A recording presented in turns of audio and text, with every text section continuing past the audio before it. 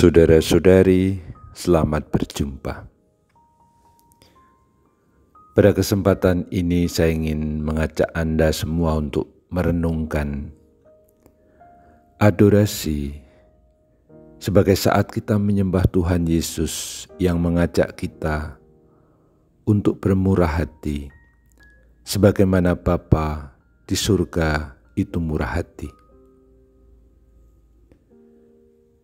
Pada Injil Lukas, Tuhan Yesus berkata, "Hendaklah kamu murah hati, sebagaimana Bapamu adalah murah hati." Kita kalau merenungkan hidup kita, mungkin cukup banyak dari antara kita atau orang-orang yang melihat hidup itu dari sisi kekurangan. Mana kita kurang dana, mana kita kurang cantik, mana kita kurang ganteng, mana kita kurang ini, kurang itu. Lalu hidup menjadi lesu, menjadi pesimis, tidak menggembirakan. Hidup menjadi rasanya membuat malas. Atau sebaliknya orang juga bisa tertantang ya untuk berupaya. Tetapi kalau Tuhan Yesus mengajak kita untuk bermurah hati sebagaimana Bapamu adalah murah hati, berarti ada pengandaian yang mesti kita imani dan kita yakini bahwa hidup kita ini sebenarnya sudah dimurahi hati oleh Allah. Hidup kita adalah hidup bersama Allah yang murah hati, dan kemurahan hati Allah ini sudah diberikan kepada kita, sudah dianugerahkan kepada kita. Apa itu? Kemurahan hati Allah itu begitu banyak telah kita terima. Kemurahan hati Allah itu berupa hidup kita sendiri sejak awal mula. Coba bayangkan ketika kita dikandung oleh ibu 9 bulan. Kita dilindungi oleh Allah. Kita bisa berkembang menjadi manusia yang kemudian siap lahir. Oke, bahwa ibu kita, orang tua kita memperhatikan perkembangan kita dan sungguh memelihara, merawat. Tetapi itu semua, di balik itu semua, bukankah Tuhan Allah sendiri yang menciptakan, yang menjadikan kita, yang membesarkan kita, melengkapi segala yang perlu agar kita menjadi manusia yang utuh.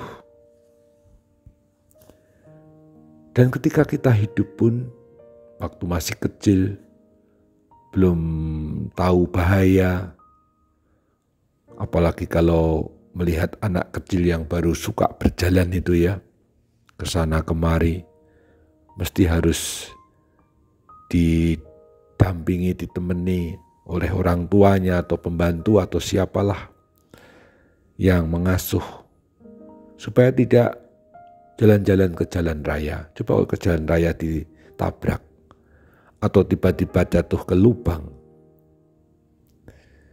Kita dijaga bahwa kita masih hidup sampai saat ini adalah dari hari ke hari, jam ke jam, menit ke menit, detik ke detik, setiap saat Tuhan Allah itu bermurah hati.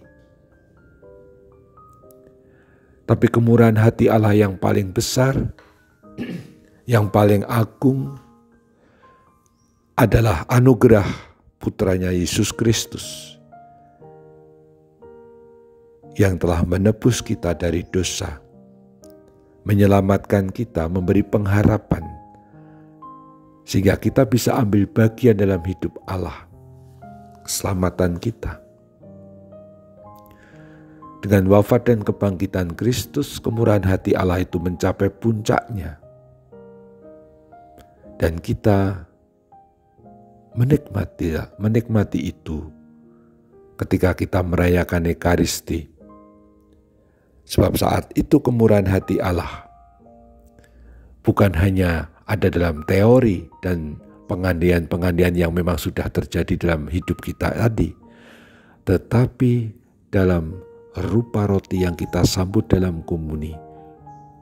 Kemurahan hati Allah yang kita terima sejak awal mula kita hidup, waktu kecil, remaja, dewasa, hingga saat ini, itu terkulminasikan hadir kini dalam Ekaristi, tubuh darah Kristus yang menghadirkan belas kasih Allah secara puncaknya dengan segala keagungannya. Maka kalau kita sedang adorasi, sebenarnya kita menyembah Kristus yang menghadirkan kemurahan hati Allah itu secara puncaknya, menurut puncaknya. Maka dengan memandang sakramen Maha Kudus, kita sebenarnya sedang memandang dan menyembah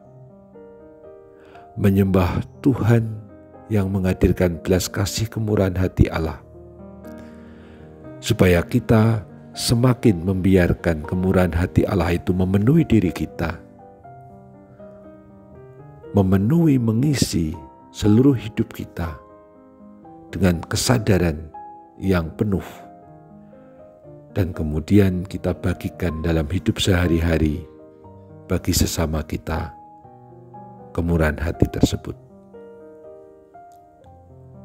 Marilah kita menjadi bermurah hati kepada siapapun. Kita tidak menuntut orang, tidak menghakimi orang, tidak mengadili orang, tapi kita bermurah hati, termasuk bermurah hati pada pengampunan, belas kasih, kebaikan kepada setiap sesama kita. Adorasi menguatkan kita agar kita terus bermurah hati, seperti Bapa adalah murah hati. Lanjutkan adorasi kita. Terpujilah Tuhan kita, Yesus Kristus, untuk selama-lamanya. Amin.